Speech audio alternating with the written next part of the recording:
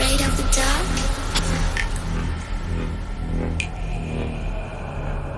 Are you scared?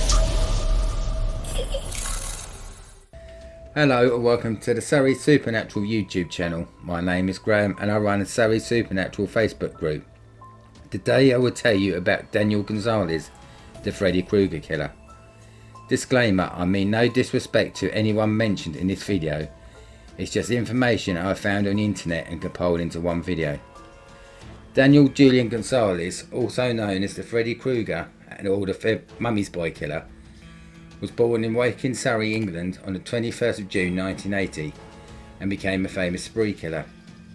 Daniel was born to an English mother and a Spanish father and attended a private school not far from his home. Daniel done reasonably well at school, leaving with 8 GCSEs, and was also known as a good actor and a chess champion. However, some people did describe him as a dark and troubled boy.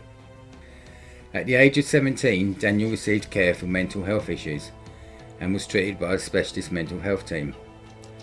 Daniel was diagnosed with the mental illness schizophrenia, which would play a big part in the murders he would later go on to commit. Several pleas from his mum to social services or help for Daniel were never followed up, so Daniel's mum wrote to her local MP asking for help, saying that without help she was sure something terrible would eventually happen. Daniel was also known to write to the GP himself, asking for help. The GP referred him to the hospital, but no treatment was ever received. At the age of 24, Daniel found himself unemployed and was a drug user, and would spend hours in his room playing computer games or watching horror films.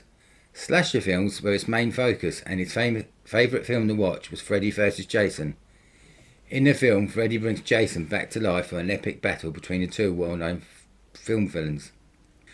Daniel's schizophrenia was getting worse during this time, and the more he watched films, the more he began to believe that he was in fact part of the films. He would hear Freddy talking to him and mocking him. He believed he had to kill and hurt people to prove to Freddy that he wasn't weak and that he was just as good as a killer as what Freddy was. On the 15th of September 2004, Daniel attacked his first victim. Peter King was out walking the family dog with his wife when Gonzalez approached him and told him he was going to kill him. After a struggle, Gonzalez failed in his attempt to kill and fled to Hove in Sussex, England. Gonzalez thought about the failed attack and came to the conclusion that the knife he was using was too small. Daniel decided he needed a bigger knife and went to the local hardware store, bought a knife, and also decided to buy a hockey mask like the character Jason Voorhees in the film Freddy vs. Jason. Gonzalez went to a local park where he hid until he saw 76-year-old Marie Harding come along. Daniel didn't want to fail at another kill, so this time he had chosen someone older, therefore unlikely to be able to fight back so easy, and he snuck up behind Marie, stabbing her to death before he returned home to Woking. He wrote about a murder in his notebook back home and didn't sound remorseful. He sounded excited and determined to do it again referencing Freddy. 2 days later, on the 17th of September, Daniel travelled to Tottenham and spent the evening drinking in a bar until the early hours of the morning. He was asked to leave by the staff when he appeared to have had too much to drink, but he refused. After he left the bar around 5:30 AM, Daniel bumped into Kevin Malloy, viciously attacking him. Kevin put up a fight, but Daniel managed to stab Kevin in the face, neck and torso before leaving him for dead. At 7 PM, Daniel forced his way into the home of Kumis Constantino and his wife, who were in bed asleep at the time of the break-in. They were awoken by the noise and Kumis went downstairs to investigate. Daniel tried to attack Kumis with a knife from his own kitchen, but Kumis fought back during the struggle. Kumis' wife came downstairs and called 999. Daniel was fought off and fled the scene after being stabbed in his arm. Daniel sought medical treatment at a medical centre. When asked how he got the wounds, he told the staff he had fallen through a glass window.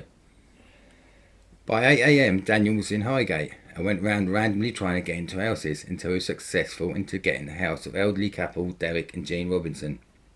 Once in, Daniel officially attacked Derek and pushing Jean to the floor, he stabbed Derek multiple times, killing him. He then had a sudden rush to sympathy for Jean being left widowed, so he decided he wanted to make her death as fast as possible. He stabbed her multiple times and she died quickly. He decided not to leave the scene straight away. He decided to try and clean himself up there a little. There was nothing he could do about his clothes, but he took a shower in her upstairs bathroom. While he was in his shower, Derek and Jean's home decorator turned up for a meeting he had with the couple and stumbled across their bodies in the hallway. He heard the shower running upstairs and went to investigate. Daniel was caught off guard by the decorator and didn't have his mask or his knife with him, so he just rushed past the man saying, "I'm sorry for this, dude." He then left the scene still wearing his blood-soaked clothing and with blood still on his face and in his hair. Police had been called by the decorator at this point and had all available officers on the lookout for a man matching Daniel's description. Daniel went to Tottenham Court Road Underground Station and tried to purchase a ticket using a banknote covered in the Robinson's blood. It is believed he did this to try and show the train station attendant that he was dangerous and to scare them. They rang the police, telling them about the blood and giving them a description of Daniel that matched the one a decorator had given the police a little while before. Daniel was arrested at Tottenham Court Road Underground Station. Before his trial, Daniel was sent to Broadmoor Mental Hospital in Berkshire, England, where he tried to unsuccessfully commit suicide by biting himself. The doctor who treated him said he had never seen anything like it before. Due to his aggressive behaviour and suicide attempts, he was put on 24-hour watch, where he had to have 2 nurses in arm's reach of him at all times. This is unusual, as normally during 24-hour watch there is only 1 nurse needed, but it's believed that he was so dangerous he would need 2 nurses to restrain him from hurting himself or others. Daniel was classed as an extremely violent prisoner and was escorted everywhere by police and riot gear. At the trial, Daniel went an insanity plea, but this was rejected. Daniel was found guilty and a judge gave him 6 life sentences without a chance of parole. Daniel was sent back to Broadmoor Hospital to serve his sentence, but was found dead in his room on the 8th of August 2007 after using a broken CD case to end his life. Thanks for watching, and I hope you enjoyed this video.